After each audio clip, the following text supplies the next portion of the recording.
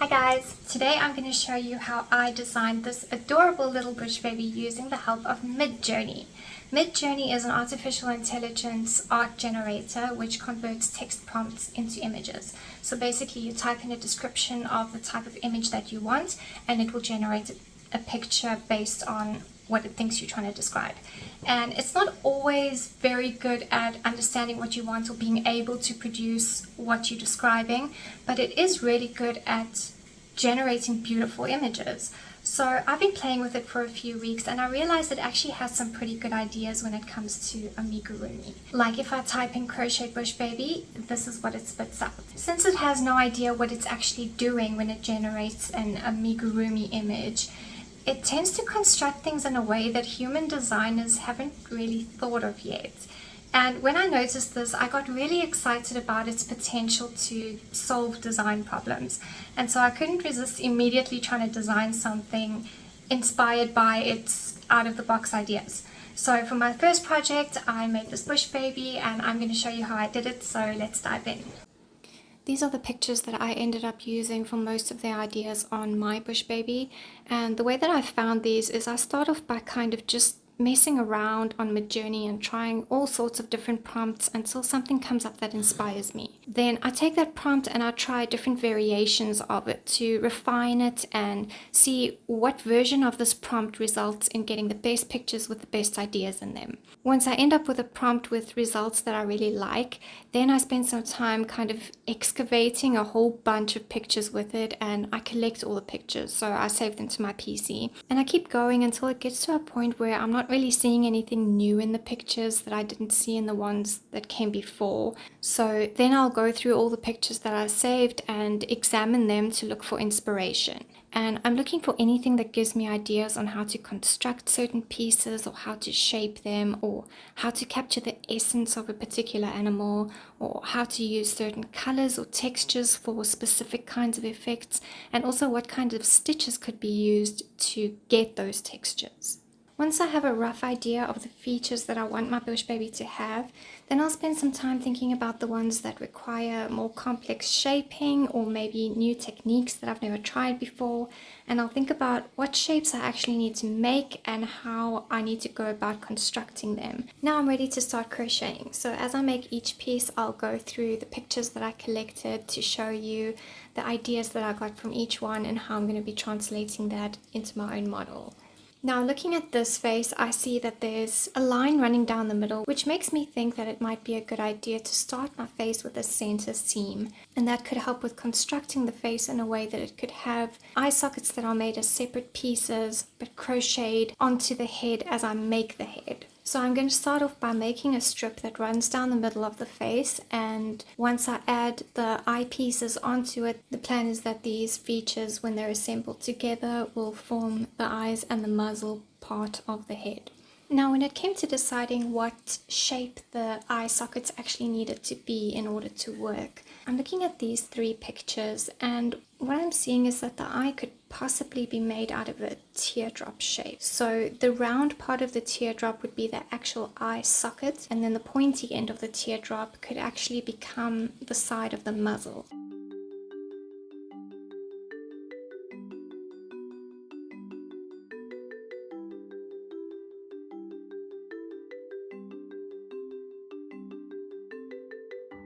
Once I've figured out the correct shape for these three pieces, I crochet them together, and now I can basically build the rest of the head onto this piece. I'm going to start off by making a mouth and crocheting it onto the face.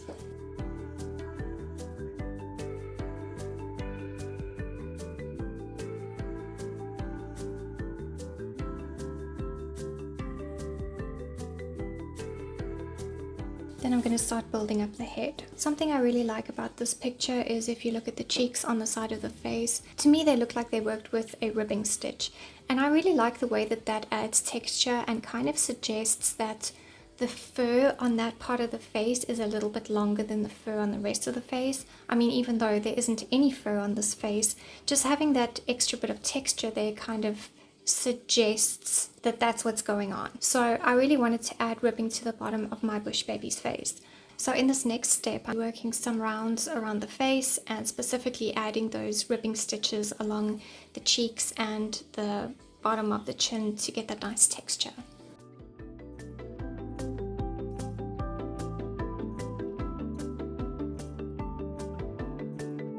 Once that's done, I'm going to stop working on the head for a while and make a set of eyes.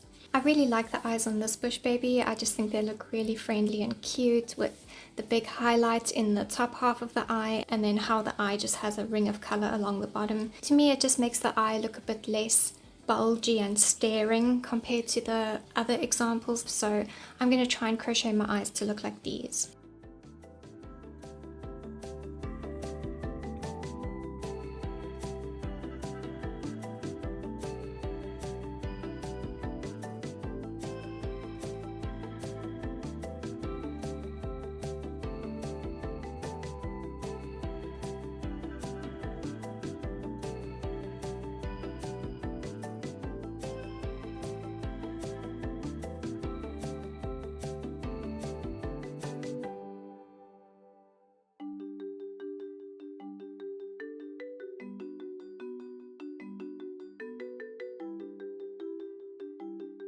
The bush babies in all of my reference pictures have dark noses, but I kind of wanted to do a light one, so I had a look at pictures of real bush babies and they tend to have quite pinkish little noses. So I'm going to sew a pink nose onto mine, and if it doesn't work out, I can always change it later.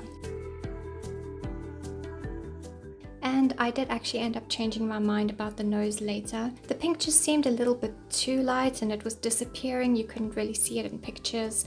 So I decided to make it just very slightly darker. So I used a light purple and just sewed over the pink nose to make a new purple one. Then I'm going to finish crocheting the rest of the head.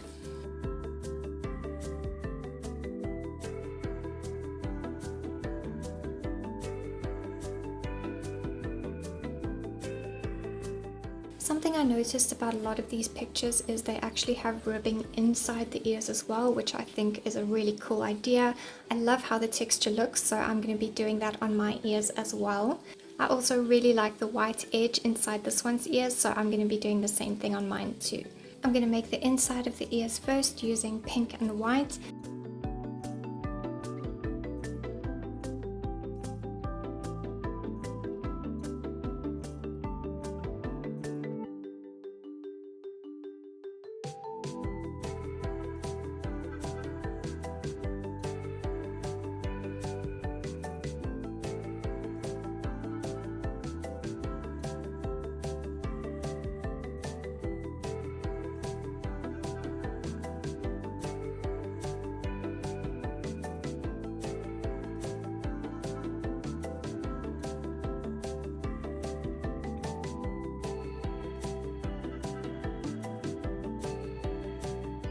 And then I'm going to make the outer layer of the ears using my body color and leaving out the ribbing. And then to add some interest to those, I'm going to give them darker tips using my darker blue color.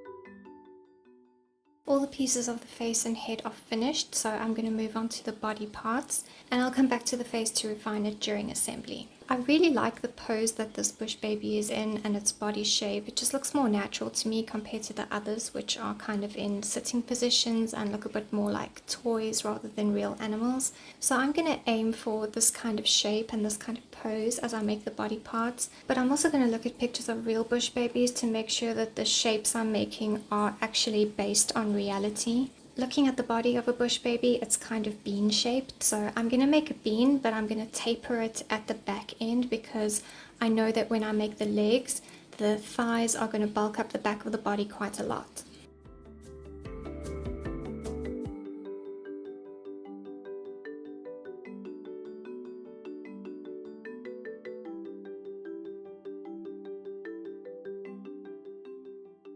Now I'm going to make the front legs, and I really did want to copy this cutie's legs, but I kind of got distracted by looking at real bush babies, and so instead of making these simple blobby shapes, I did end up making my front legs a bit more detailed. So anyway, I started with a flat disc at the wrist because of how I want to be able to attach a hand onto that area, and then I just worked a sausage with a bend where the elbow would be. And I stuffed it very lightly because during assembly I want to be able to squash it onto the body, and I finished it off by closing the sausage to make the shoulder. Then I made the back legs, and for those I started off with a flat disc again so that I could attach the feet to that area. And for the rest of the leg I basically just made a ball and then squashed it flat. Again, I stuffed these very lightly so that I can squish them onto the body during assembly and make them look like they are actually part of the body. I'm just going to pin all the pieces together to make sure that I'm on the right track, that everything's working out, everything's the right size, and also to check whether I need to make a separate neck or if I can use the body as it is without adding a neck. And I'm pretty happy with how it looks, so I'm going to move on to the tail now. I don't think any of these bush babies have particularly realistic tails, so I'm rather going to look at pictures of real bush babies for the shape of my tail.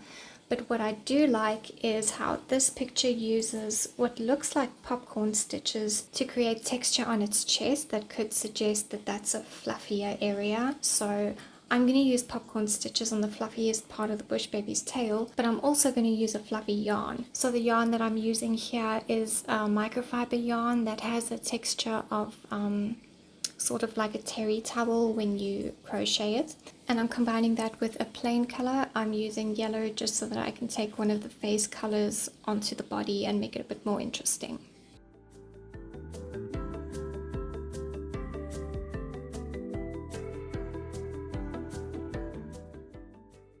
Once the fluffy part is done, I'm going to switch to my normal body color for the rest of the tail.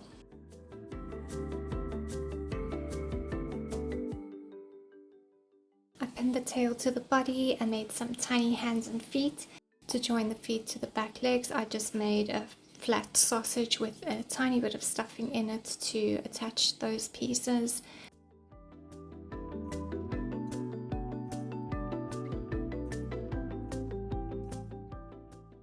I pinned everything together. Now it's ready for some final touches before assembly. To get the face ready for assembly, I'm first going to crochet the ear pieces together.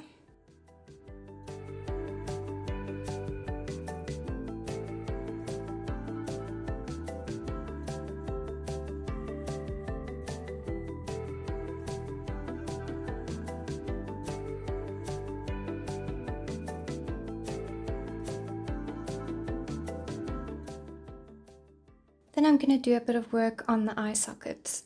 When I stuffed the head, it made the sockets gape open a little bit, so I'm just going to work some slip stitches around the sockets to close them up a bit.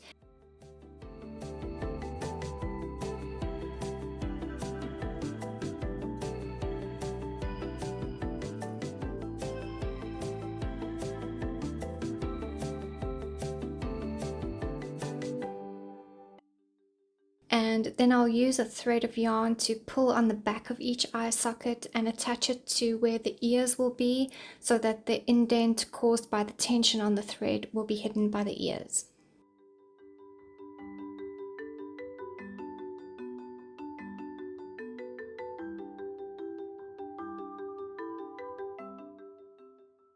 At this point I decided the nose was a bit low down on the face, but I do like the color, so I'm going to cut the nose off and sew a new one just a little bit higher up.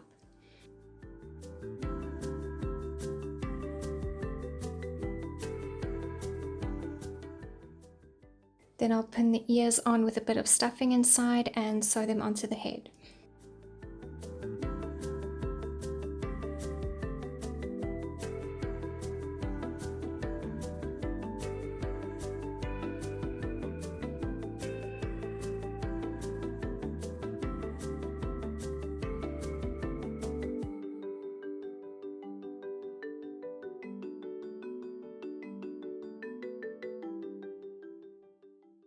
Nextly, I will sew the hands and feet onto the arms and legs.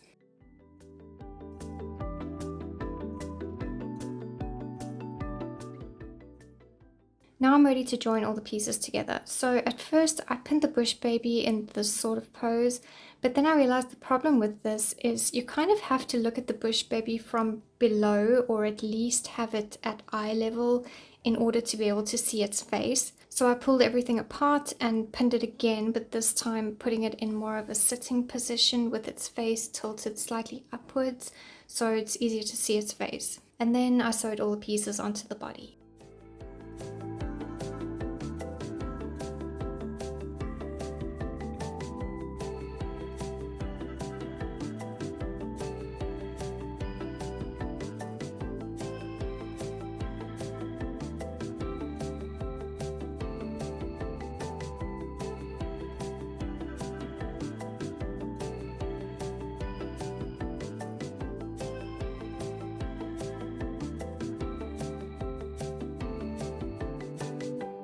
And that is how I used Midjourney to help me design this adorable little bush baby.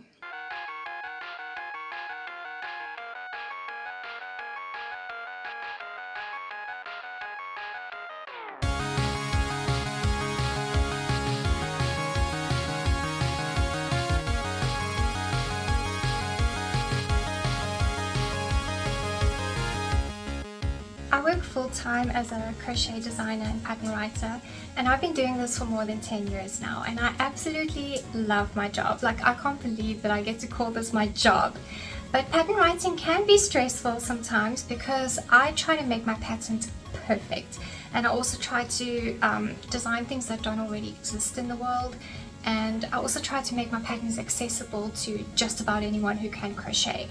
So that does limit me in the complexity that I can put into my patterns, because I can only put into a pattern what I can describe in words, or what I can take a photo of in the step-by-step instructions.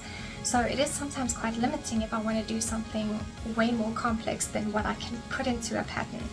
And so it is kind of my dream to just be able to design whatever I want and not have to write the pattern for it.